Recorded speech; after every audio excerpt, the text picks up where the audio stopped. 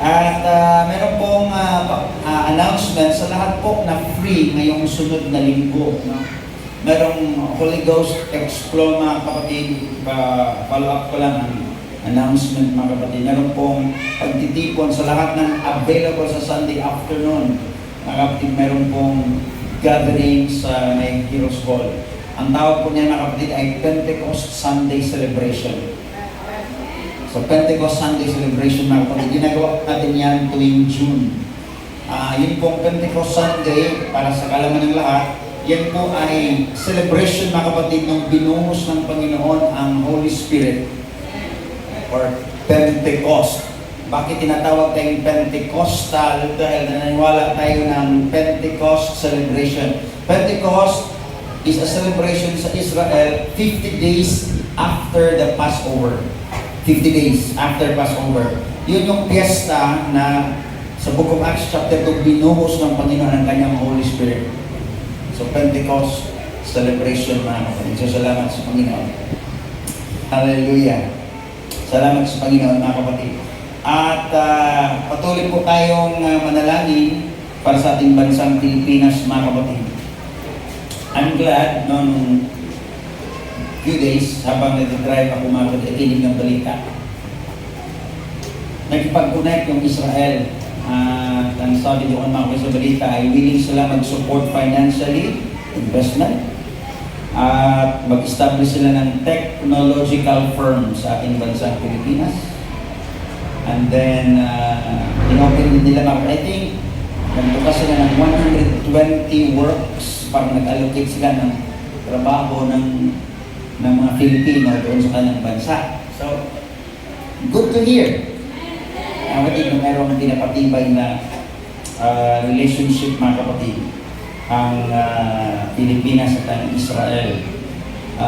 Alam ko, nag-umpisa na sila mga kapatid sa kanilang water management firm. Amen. So, salamat sa Panginoon. Sa mga gusto mag-travel, consider din natin mga kapatid ng Israel. No?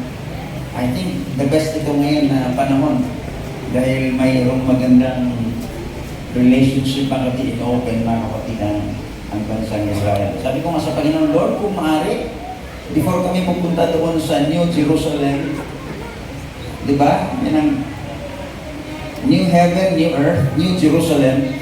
Pwede ba Panginoon na pupunta kami sa physical Jerusalem muna kung anong meron? Amen. We can pray. At kung ilubin ng Panginoon, salamat. Kung hindi ilubin ng Panginoon, huwag na yung magtampo. Walang Kristiyanong tampuhin mga kapatid na. Sabi ng Bible, in everything give thanks. Everything give thanks.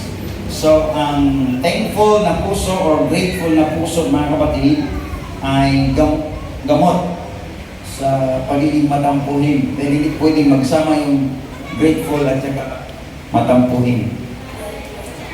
Hindi ka pwedeng magpasalamat tapos nagtatampo. Hindi totoo yun mga kapatid. Meron ba nagtatampo tapos nagpapasalamat? Wala. Lahat na nagpapasalamat mga kapatid ay merong kagalakan. And that's why the Bible says, in everything, give thanks.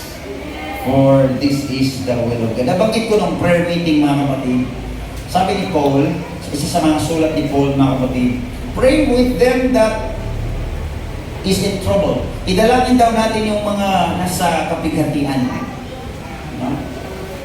Pray with them that is in trouble or in persecution. Rejoice with them that rejoice. Ito daw yung mga kapatid, yung challenge sa mga Kristiyano, yung rejoice. Madali daw na magsimpatiya. No? Pag mayroon nag-change ng profile at kandila, madadilis daw tayo makapatid sa condolence. No? Di ba? It's easier to sympathize, pero ang pinaka-test daw sa ating karakter mga kapatid, kung meron nagtagumpay o naging successful, na sa tingin natin na unahan tayo.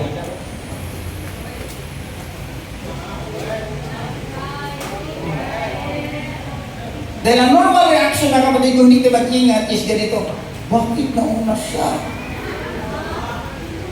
That's what the Bible says, Pray with them that is persecuted. Rejoice with them that rejoice. Now, that's a test of character. Kung halimbawa na nagumpay ang ating kapatid, na nagumpay ang ating kapitbahay, na nagumpay mga kapatid yung ating parang may pag nabanggit yung pangalan. Sana wala dito yun mga kapatid. Sabi ni Reverend Chester Wright, alam niyo, it's a test mga kapatid na talagang pinatawad niyo na siya o pinatawad ka ng Panginoon. Kapag nabanggit ang pangalan niya, tapos meron dito. Hindi sabihin, meron pang hindi natin na-release mga kapatid.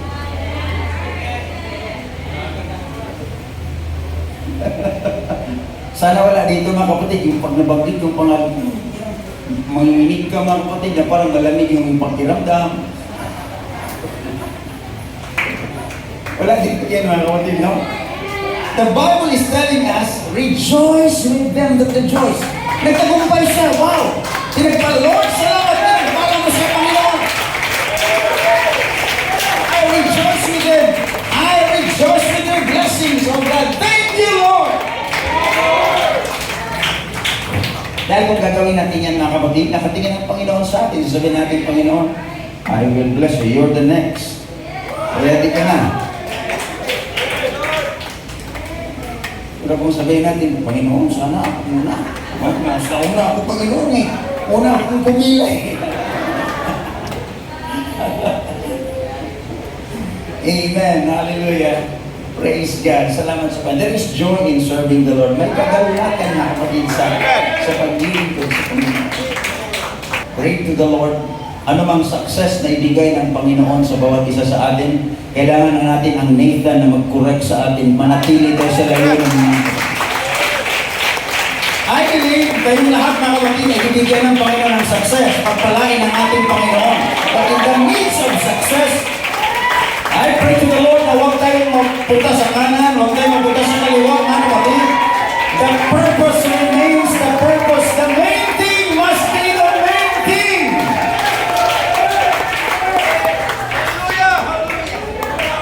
Amen, amen. Kalooban ng ating Panginoon, mga kapatid.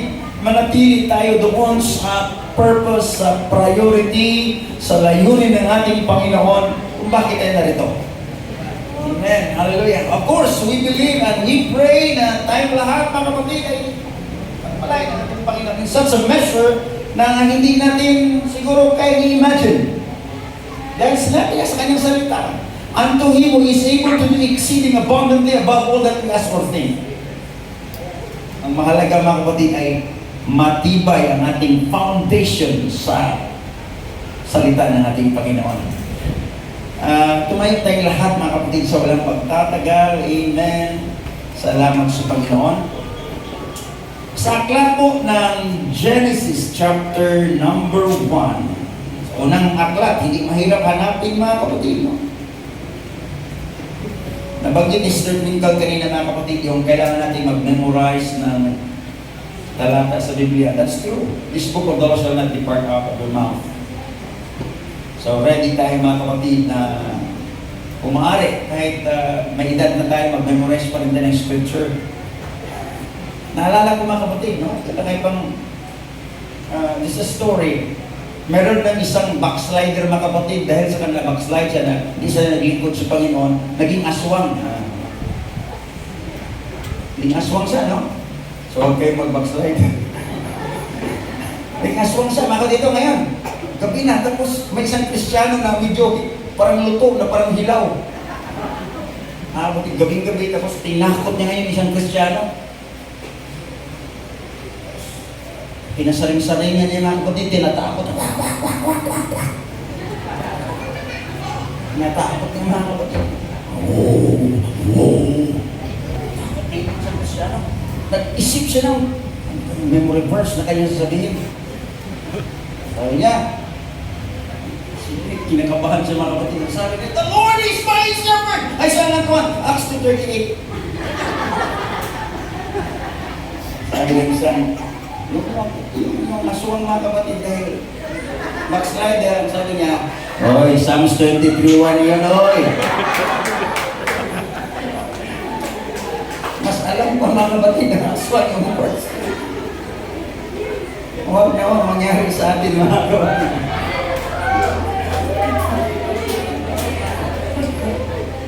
Amen.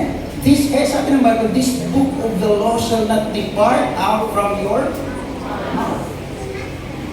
And thou shalt meditate upon it day and night, should that thou mayest observe and do. Kailangan natin isagawa ang mga nasusulat sa aklat, mga kapatid. And then, you will have good success. Ang sabi ng Panginoon kay Joshua. Amen. Genesis chapter 1, verse number 24. Amen. And then 25. Genesis 1, 24 and 25. And God said, let the earth bring forth the living creature after his kind, cattle and creeping thing and beast of the earth after his kind. And it was so.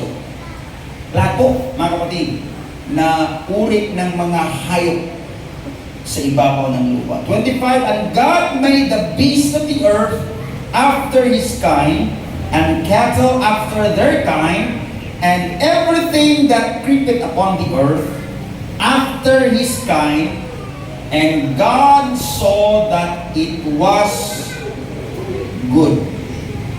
Last verse. Diretso tayo mga kapatid sa verse 28. Genesis 1:28.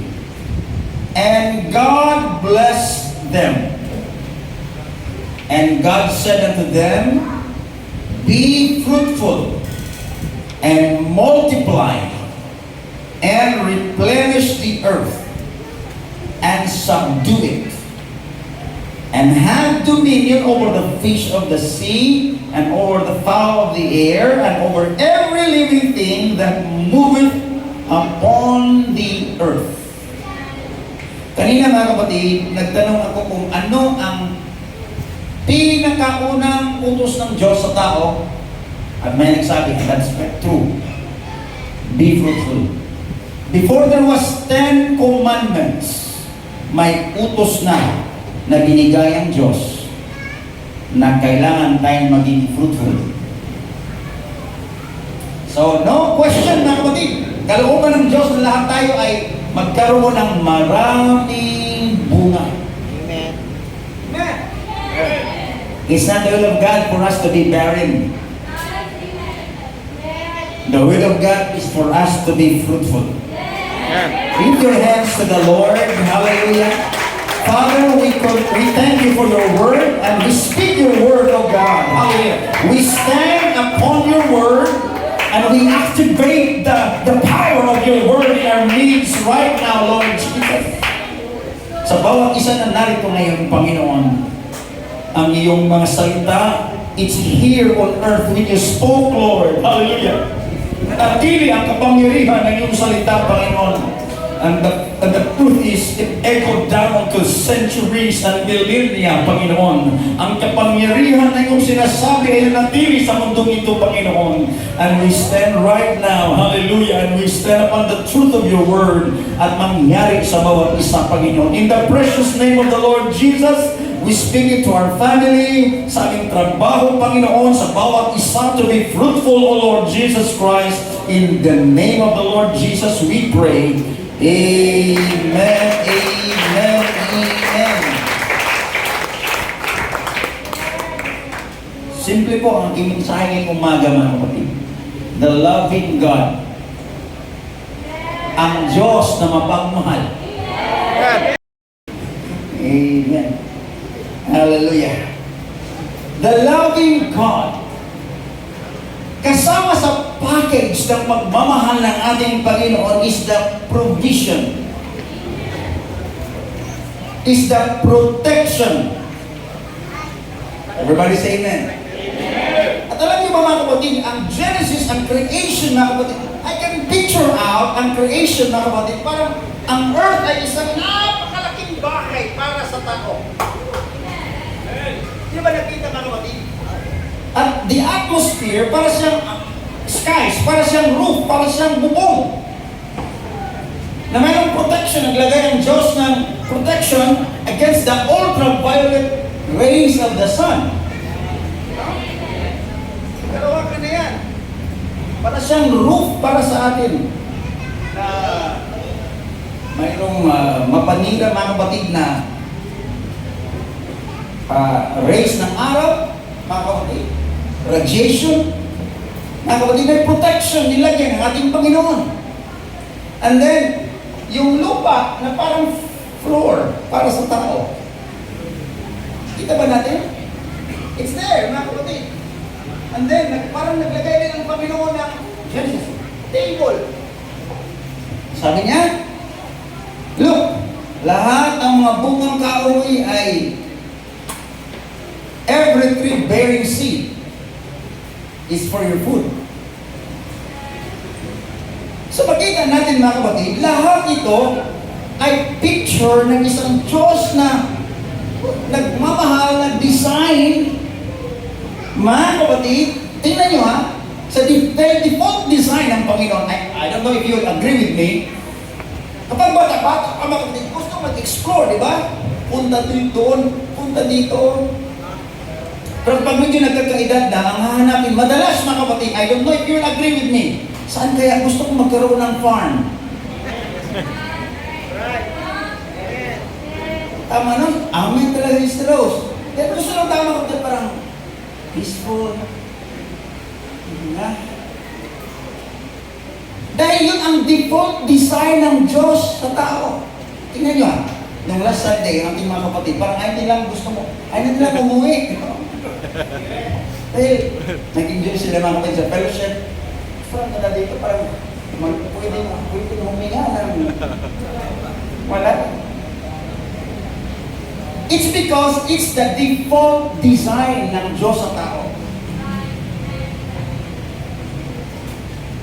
Close to nature. Ito talaga mga kapatid. From the very beginning, nilagay ng Diyos ang tao close to nature.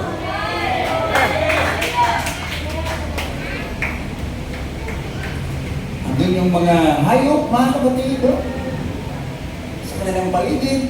Hindi na kailangan si Rose na magkaroon sila ng artificial na zoo. Nandun na sa paligid, mga kapatid. Di ba tayo kaya nauso ng pandemic, mga kapatid, nauso yung pag-alaga ng mga ibon. Halaman. Ibon, halaman, isda, no? Iba-iba. Hindi ko na alam kung ano yung nilalagaan ng iba. Kaya nagbahala mga kapatid. Nature. Dahil yan ang design ng Diyos sa ating mga kapatid in the first place. The sky, the atmosphere, na nilagay ng Diyos parang roofing protection mga kapatid from the outer danger. And then yung lupa as stable mga kapatid na flooring tao. Napakalawak mga kapatid. And then naglagay siya ng malawak din na table doon. Pagkain, source na kala ng food. Every tree, mga kapatid, mga bungang kahoy, mga kapatid. Naglagay din siya ng lights, di ba? Can you imagine? Ikaw, sa araw, mayroong araw, sun. Sa gabi, mayroong stars and moon. Now, please remember, perfect pa ang mundo, yung ecosystem ng mundo, mga kapatid. Sabi ni Sister Rose, nag-share din mga kapatid, Sister Michelle, doon daw sa kanilang lugar, hindi ko na sasabihin na pinuntahan. Sa Vietnam, sabihin ko na lang, parang bihira daw nila makita mga kapatid yung bituin at saka buwan. Dahil maraming, di ba, sa Vietnam marami silang mga pagawaan. Marami din yung mga sapatos ngayon, made in Vietnam. Kasi napunta doon, mga kapatid, yung maraming mga pagawaan. So since marami mga kapatid, sabi siya mga kapatid, parang bihira din na makita mga kapatid yung stars and moon. Pero sa atin dito mga kapatid, salamat sa Panginoon. Huwag lang tagulan, pero pag pupunta at paglalabas sa gabi, mga kapatid, makikita natin yung bituin, makikita natin. Genesis chapter 1, mga kapatid, dinesign ng ating Panginoon. Naglagay siya ng buwan, stars, as the light during night time. So imagine, mga kapatid, perfect garden, buwan, mga kapatid, napakaganda, mamasal sila. Wow! Another is, dinadalaw sila ng Panginoon. It's a place of fellowship with God and man. So makita natin, mga kapatid, ang concept ng Panginoon sa creation is home. Tahanan. Everybody say home. Tahanan, mga kapatid, it's a place of fellowship. Magipag-usap ang Panginoon sa kanila. And that's very important sa mga tahanan, mga kapatid. Kailangan talaga natin mag-usap. Even God Himself, mga kapatid, ay dadalawin, lalakad siya doon, mga kapatid, kausapin niya sa Adam, kumusta kayo? Busog ba kayo? Okay ba kayo dito sa kayo? No? Kung anong pinag-uusapan nila ba? One thing, I know, mga kapatid, dinadalaw sila ng Panginoon. Kasi isang araw, nung dinalaw sila ng Panginoon, wala na sila doon, nagtago na sila. Adan, saan kayo? Panginoon, nandito kami nagtago. Bakit kayo nagtago? Ano naman talaga, mga kapatid, yung may kasalanan eh.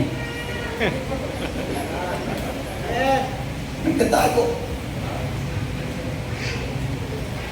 But it was designed by God. Nandun yung liwanag, nandun yung protection, mga kapatid, nandun yung provision, nandun yung fellowship. Oh, it's the design of a loving God. Ang Diyos na mapagmahal, mga kapatid. And this is what I believe. Gusto i-restore ng Panginoon yan sa bawat isa sa atin. Please don't believe na doon pa lang, mga kapatid, doon sa kanyang kaharian, ibabalik ng ating Panginoon right here, right now. That's the campaign of Jesus Christ. Gusto na ibalik pa kayo doon sa ganong state, mga kapatid. It's restoration. Hallelujah. So isa sa mga prayer ko, mga kapatid, Lord, kalooban mo, Panginoon. Hear me. You heard me once, you heard me twice. I'm gonna say it again. Kalooban mo, Panginoon, na hindi na tayo bothered, mga kapatid, sa ating basic needs. It's designed in the creation. Look at the New Testament. Matthew chapter 6. Do not think of these things because your heavenly Father knows them.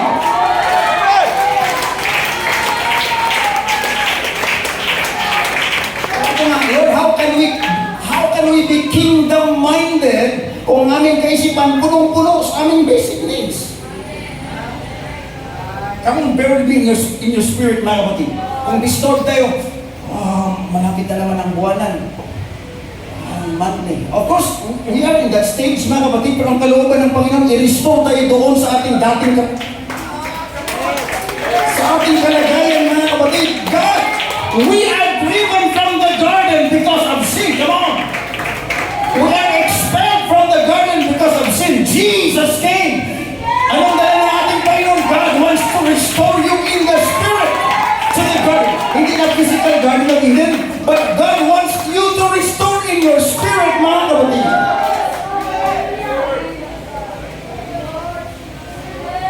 Of course, hindi inaalis ng Panginoon ang work. Hindi inaalis ng Panginoon. Even Jesus Christ, He said, I must work the works of Him that sent me while it is day. The night comes and no one can work. Pero kalooban ng ating Panginoon, mga kapatid, i-restore tayo doon. Sa creation natin, Panginoon, anytime, Nandyan na palagi ang presensya ng Panginoon. Gusto mo ng pagkain? Okay, ang daming pagkain mga kapatid. Ano sinabi ng Panginoon sa Malakay? Iubuhos mo aking pagpapala na wala ng kalalagyan. It's restored. It's the original design of God to man. It's abundance in the Spirit. Restoration, mga kapatid. Amen. Seek ye first the kingdom of God and His righteousness, and all these things shall be added unto you. Think not of these things. Kung basahin natin Matthew chapter 6, mga kapatid. Of course, nandiyan tayo ngayon, mga kapatid. Marami sa atin nag-struggle, mga kapatid, sa atin. But if you can go forward in faith, Lord, kalooban mo, Panginoon. Hallelujah. I want to be a part of your kingdom, Panginoon. Hallelujah. You can flow through me, Lord Jesus. We have to pray, mga kapatid, na bigyan tayo ng wisdom ng ating Panginoon. Wisdom. Upang gamitin natin ang ating mga resources. Lahat tayo may resources, mga kapatid. Gamitin natin wisely. Amen. So, Genesis chapter 1, mga kapatid, the sky, the atmosphere, and then sa Genesis 1:28, fill the earth. Yan ang Panginoon. Subdue the earth. Bless them. God said to them, be fruitful, multiply, and replenish the earth. And subdue it. Everybody say amen, subdue. To subdue means to conquer, to explore. Kaya mga kapatid, marami tayong matutunan sa environment, right? Alam niyo kung saan galing ang technology ng radar? Radar. Ginagamit yan hanggang ngayon yung radar, mga kapatid, pag mayroong object sa taas. The word radar means radio detection and ranging. No? Send yan ang signal kapag tatama ng hard object, babalik yan. Echo, makikita yung image, mga kapatid. Yung radar o radar. Same sa sonar. Radar sa space, sonar sa ilalim ng tubig, mga kapatid. Sonar. It's a radio frequency signal na pinapadala. Pagtatama yan sa anumang klaseng object, in-amplify, kinabalik yan, mga kapatid. Nakikita doon kung anong klaseng object yung shape. Kapalik. Alam na kung saan galing yan? Sa nature. Nung na-discover nila, mga kapatid, yung mga panike, yung bat, they found out na yung mga panike, mga kapatid, hindi yan gumagamit ng mata kapag lumilipad. Tingnan mo, walang panike lumilipad sa araw. Lumilipad sila sa gabi. Bakit? Ang sound sa gabi, mga kapatid, nasa low, lateral, horizontal ang sound, mga kapatid, sa gabi. Mas madiin ko. Kaya tinatawag silang nocturnal creation. Lumilipad sila sa gabi. Sound ang kanilang ginagawa. Habang lumilipad sila, mga kapatid, sumisigaw yan sila. Sumisigaw yan, mga kapatid. At alam nila kung anong klaseng object meron sa paligid dahil sa kanilang feedback. Diyan galing ang technology ng radar. Dahil sa pinabalik.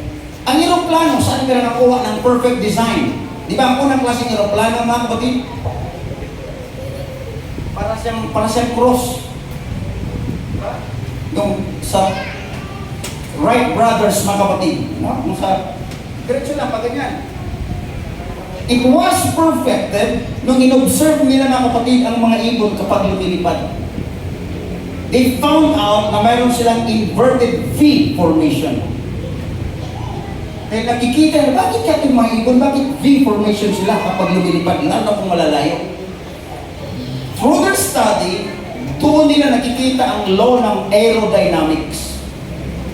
Na yung gitna, siya lang ang makakuha ng heavy force. Kung nag-break, mga kapatid, ng force. Kung nasa gilid, mga kapatid, they can save 40 to 50% ng kanilang energy dahil nag-glide na lang sila. Kaya ang pakpak ng mga aeroplano, nakaganyan yan, mga kapatid.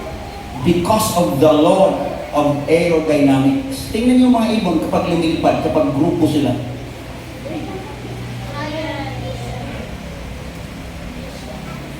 Nature. Dahil ang nature ay nagtuturo sa atin. Balikan ko ang scripture mga kapatid. Subdue it. That means learn from it. Discover it. Nilatag ng Diyos ang nature, nilatag ng Panginoon ang mundo upang i-discover ng tao mga kapatid, upang i-explore ng tao, upang matutunan niya ang prinsipyo namin.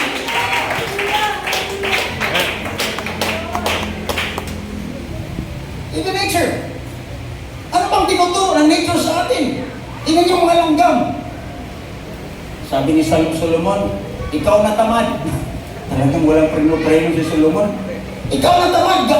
Hanggang kailan ka ba matutulog dyan? Walang tao mga kapatid na gustong gaganda yung buhay tapos gusto mo palaging matulog. Sabi ni Solomon, love not sleep, huwag na natin ibigin na matulog. So, ano ang tinuturo mga kapatid ng nature? The ants. No?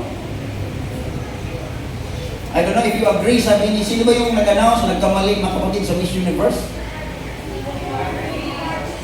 Sabi niya, sa kanyang pag-aaral, sabi ni Steve Harvey, wala daw mga from class na yumaman mga kapatid na regular silang natutulog ng 8 hours a day. Ang pag-aaral, no, they never sleep 8 hours a day. Constant. Why? They know, alam nila na 1/3 yan ang kanilang buhay. Gagamitin lang ba nila sa pagtulog?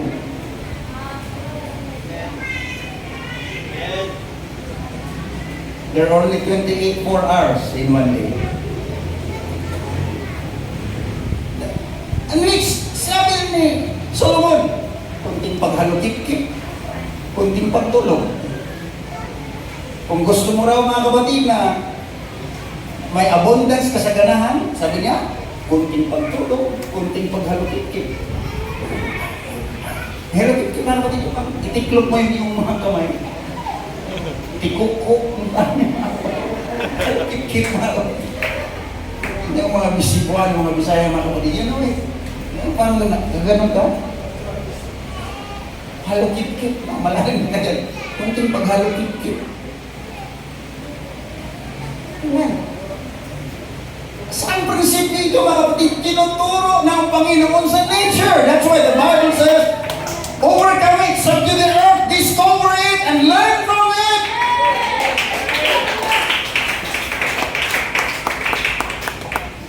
Kahit sa mga puno. That's why si Solomon mga kapatid, very wise siya dahil pati yung mga prinsipyo mga kapatid, yung mga principles ng halaman, mga hayop mga kapatid, natuto si Solomon doon. Inaral niya. Nanguusap sila mga kapatid. Everybody say amen. Amen. And if we will discover, we will subdue. I believe mga kapatid, malaking area ang bubuksan ng Panginoon sa ating buhay. Yeah. Subdue mga kapatid, no? Conquer. You have to uncover. You have to discover, mga kapatid. Amen. Tingnan niyo mga kapatid yung mga inventor. Mga inventor, mag-picture out yung mga inventor mga kapatid, no? Yung mga mata niya, parang hindi sila natutulog. Diba? Pero anong na? Diba? Minsan mga balbas nila mga kapatid. Pero nung nagkaroon sila ng invention, kapag hindi mga inventor, Thomas Edison, o kaya sino yung Albert Einstein, yung mga picture nila mga kapatid talaga, minsan yung paligid nila, makalat mga kapatid. They are people of work. They are people of discovery. They are people of, hindi sila basta-basta na-discourage mga kapatid. Walang inventor, walang discoverer mga kapatid na mabilis, yung mga loob, mahinang loob mga kapatid. early sa days of exploration, mga kapatid, may mga panahon daw na nung nag-explore sila sa karagatan, mga kapatid, minsan wala silang makain, pero hindi silang hinaan ng loob. And I believe the same principle ang mga Kristiyano. Lalo na alam natin na hindi ipabayaan ang ating Panginoon, mga kapatid, we have to discover. Lord, gusto kong i-apply ang prinsipyo na ito, Panginoon. Gusto kong i-explore ang prinsipyo ito sa iyong salita, Panginoon. Be an explorer, be a discoverer sa mga, sa prinsipyo ng Panginoon sa kanyang salita, mga kapatid. Explore, discover, uncover, mga kapatid. I-release natin, mga kapatid, yung mga pangako ng ating Panginoon. Hallelujah. So, there, the protection, and then God gave us mayroong lights. Napaka-loving ng ating Panginoon, mga kapatid. At napaka-powerful. Psalm 26, God created man in His own image. I don't know if we can really imagine it.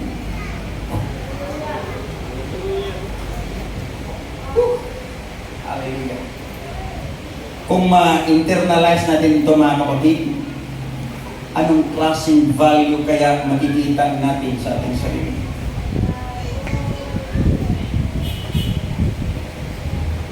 I'm created, you are created in the image of God. Sa wangis ng Diyos.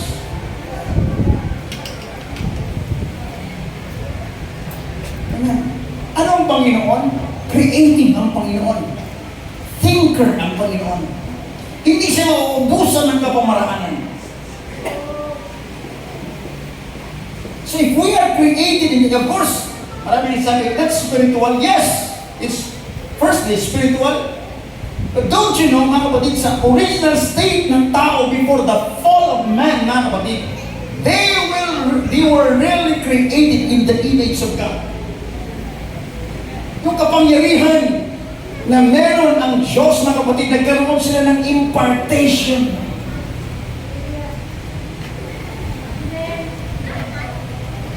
Yung, kaya sinabi ko, mga kapatid, alam niyo, walang tigil ang learning sa atin. I'm so blessed, mga kapatid. This week, marami nagpa-testify, Pastor. Hallelujah, marami. Alam niyo ba, mga kapatid, marami nag-graduate this week. Nag-graduate sa kanilang seminar ng driving as a student. That's it. Sabi ko, mayroon, Brother General, mga kapatid, pag-pray natin ng protection ng Panginoon, panay ko sinasabi, mga kapatid, ipag-pray natin na magkaroon ka ng lisensya. Kasi nag-drive siya, mga kapatid. And thank God, meron na silang license, mga kapatid. Sinabi ko, alam niyo, nag-pray kayo ng sasakyan, unahin niyo muna yung lisensya.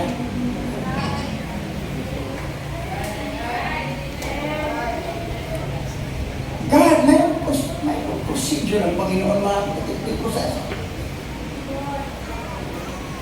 And then, never stop learning. Di ba sa atin may trabaho na, mga kapatid, gusto kang matuto ng ibang trabaho. That's very good. Be resourceful. Natawa ko, mga kapatid, nagkapatid dito na tapos gusto. There was Hedical, Gison, Tihon, mga kapatid, where is that? Hallelujah. 3, go ahead. Meron 4 na ilog, mga kapatid, no? See, ito nag-a-align to, mga kapatid, sa kalooban ng Panginoon sa tao. Sa kanyang provision. At the name of, okay, verse 12, and the, last one, verse 11. Verse, okay, 10, mga kapatid. It speaks of river. And the river went out of Eden to water the garden. And from thence it was parted and became into 4 heads. Naging 4 ang ilog na nagsupply doon sa Garden of Eden. Verse 11, and the name of the first is Pison or Pison, that it is which compasseth the whole land of Havilah. Yun ang old name. You know, saan na kinuha ni Moses, mga kapatid? But it's there. Sinabi ng Panginoon, where there is gold. Sa ilog na yun, mayroong gold. May gold.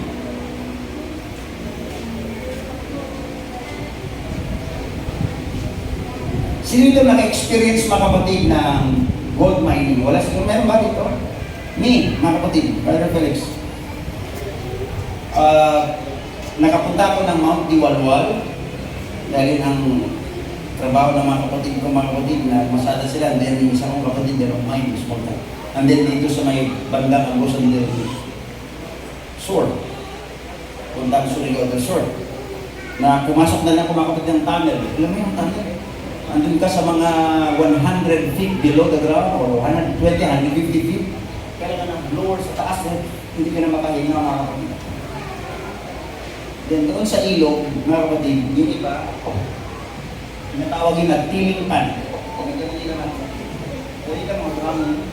And then may mga time na makakuha sila ng mga free gold. I witness, mga kapatid. Sa unang ilog, na sinabi ng Bible, naglagay ang Diyos ng mga ginto. Ang pinaka-decoration doon, mga kapatid, mga ginto.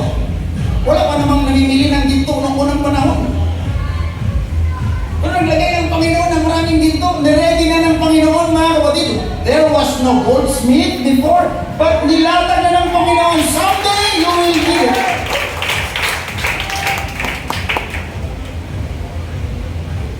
Next. The gold of the land is good. There is bdellium and the onyx stone. Mga mamahaling klaseng bato, mga kapatid. Dinikorate ng Panginoon. And then, the name of the second river is Gihon. The same is composite the whole land of Ethiopia. Yung pangalawang ilog, mga kapatid. Next, and the name of the third river is Hiddekel. That is it, which go toward the east of the Assyria, or Assyria, yun yung old name ng Iraq. Iran, Assyria, Iran. Mga kapatid. And the fourth river is Euphrates or Euphrates River. So 4 na ilog, mga kapatid, to supply. Pwede naman isa eh.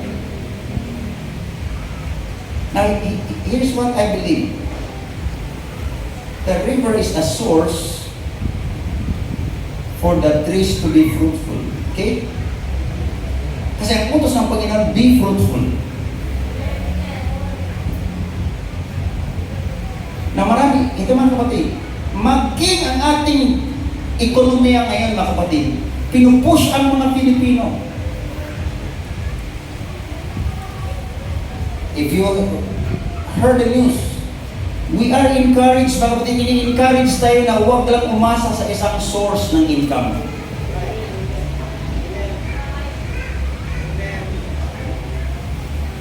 Listen to the news, mga kapatid.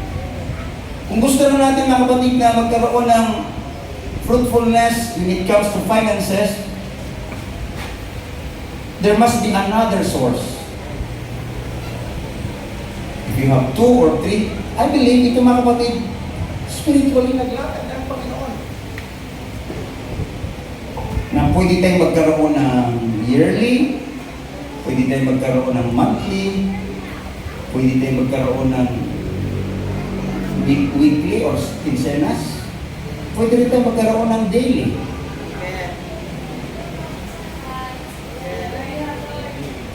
Na-imagine niyo ba, mga kapatid, kung ma-activate uli ang 4 na klaseng ilog sa inyong pamilya o sa iyong buhay? Meron kang daily, meron kang weekly, meron kang monthly, meron kang yearly. Hindi mo na kaya ubusin, mga kapatid, ang bunga. Hello? Amen. Okay? Now, of course, it will not happen automatically, mga kapatid. You need to pray and ask the Lord. Hallelujah. God is the God of restoration.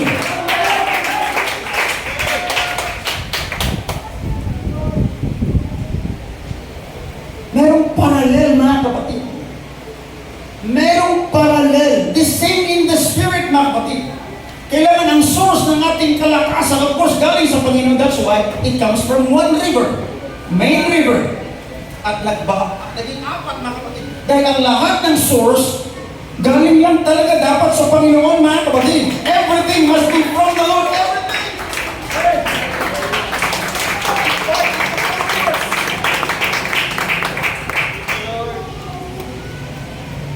That's why God is a loving God. He is a God of provision. Pastor, marami sa amin ngayon, marami sa ating panahon ngayon na wala ng trabaho. And that's very true. But I believe that there is nothing hard for the Lord. Walang mahirap na bagay sa ating Panginoon. God said, ask and it shall be given you. Seek and you shall find. Knock and it shall be opened unto you. For everyone that asketh, receiveth, and him that seeketh, findeth, and to him that knocks, the door will be open.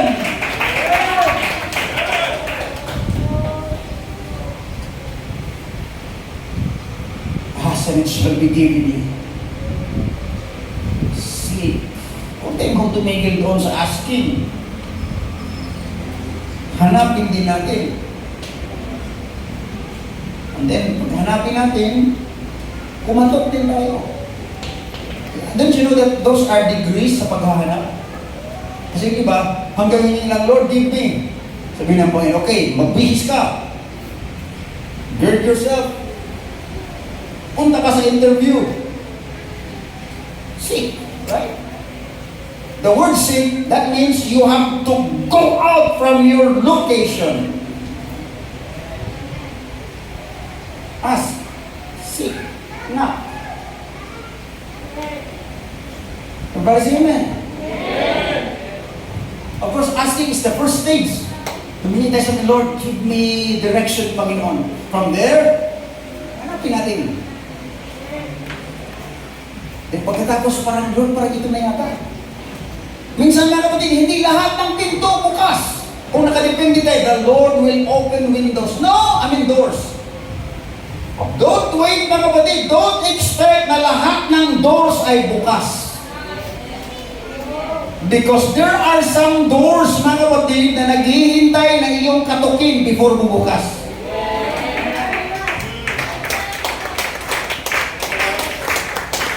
Don't ever expect that God will send you to an open door every time. No, no, no. Sometimes God will send you to a closed door. That means for you to knock.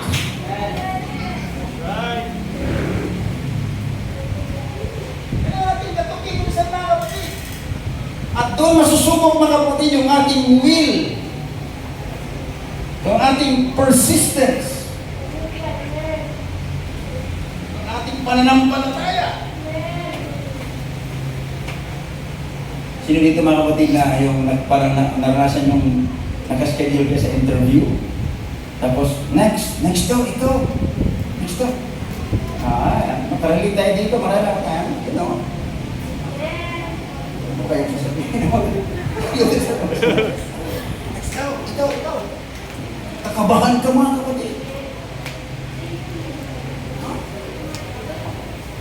Nasa natin yun, mag-apply ka ng work. Tapos katatab na tayo yan.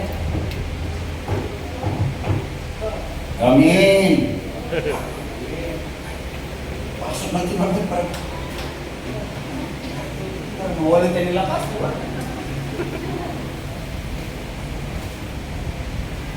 Sabihin natin mga ikaw, sige na yung sonso. Ano gawin niya?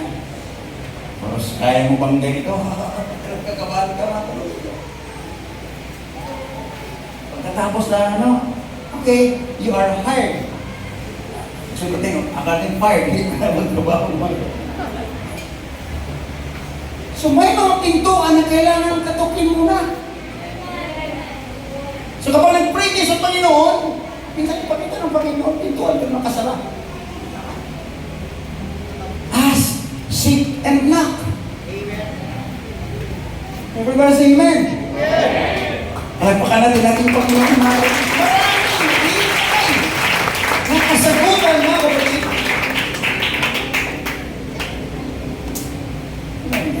May popular common saying, When God close the door, sometimes He will give an open window. Sometimes, mga kapatid, kung magsara ang Panginoon ang pintuan, meron siyang ibang bubuksan. That's very true. But may I add, minsan isasara ng Panginoon isang pintuan, bibigyan ka ng isang pintuan na kailangan mo munang katukin. Meron na sa amen. Tinuturuan ka ng ating Panginoon, mga kapatid, ng mga divine principle. Last.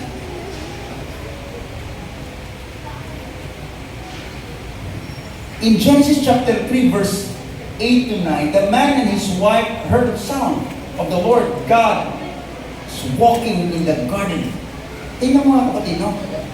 Nung ang Panginoon, verse 3, chapter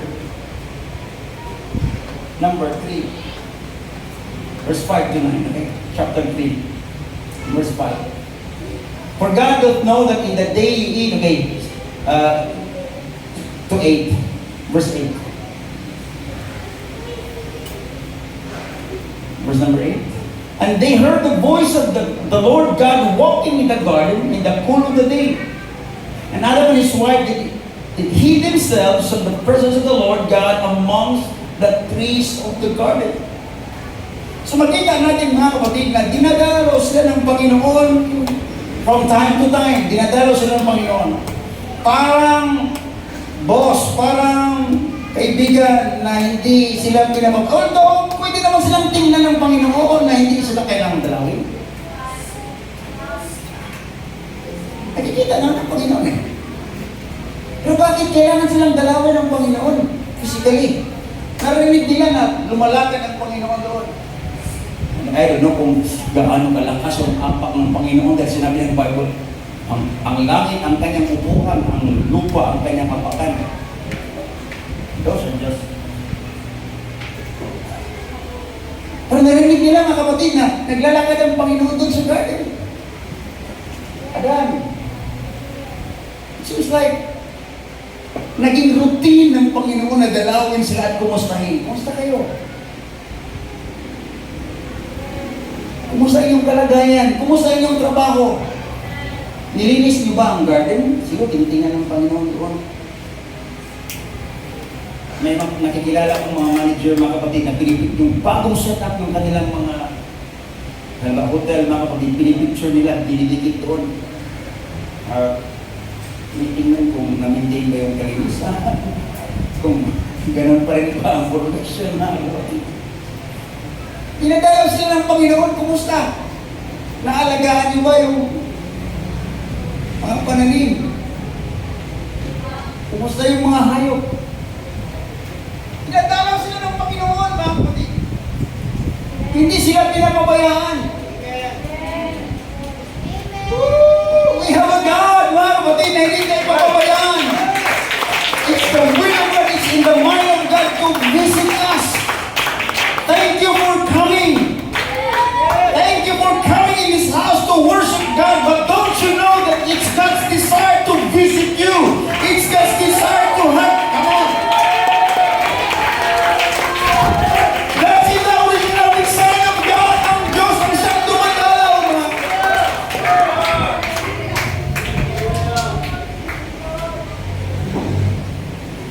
Hallelujah. Kaya, hindi natin pwedeng lagpasan ang desire ng ating Panginoon.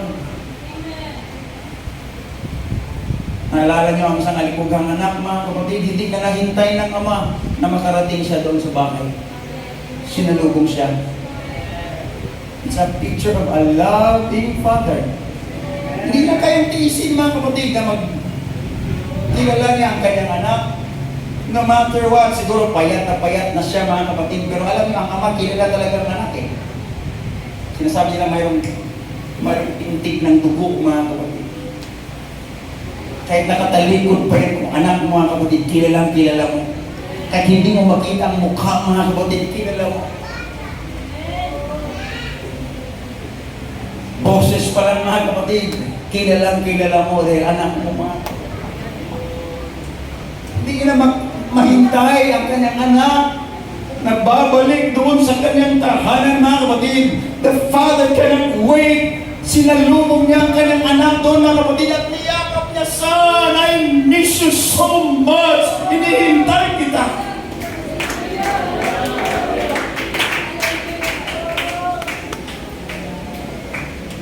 It's a loving Father.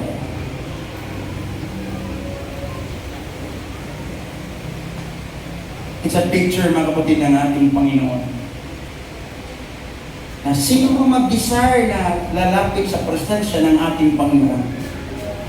Hindi matiis ng Panginoon na hintayin ka lang. Dahil nung una pang panahon, siya mismo ang dumadalaw sa tao. Pinapasyalan niya, mga kapatid, ang tao. Pinupuntahan niya kung saan sila Adam at Eve. And I believe, mga kapatid, hallelujah. Right now, God wants to restore your situation. Kung ano ang default design ng ating Panginoon sa iyong pamilya. Kung anong default design ng Panginoon sa aking buhay. Kung anong default design ng Panginoon sa iyong trabaho, mga kapatid. There's a better atmosphere in your job. Amen. Although hindi man yan physical na kapatid, but you can start in the spiritual atmosphere. Restore ng ating Panginoon. Yung bang meron kang kagalakan, mga kapatid? Yung bang meron kang fulfillment sa iyong puso? Yun bang anytime na gusto mong kausapin ang ating Panginoon, you can feel the presence of God. You will cry. You can feel the awesome power of the love of God.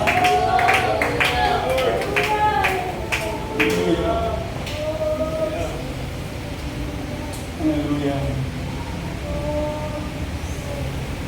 Wala nang makahigit, mga kapatid, sa fellowship design ng ating Panginoon.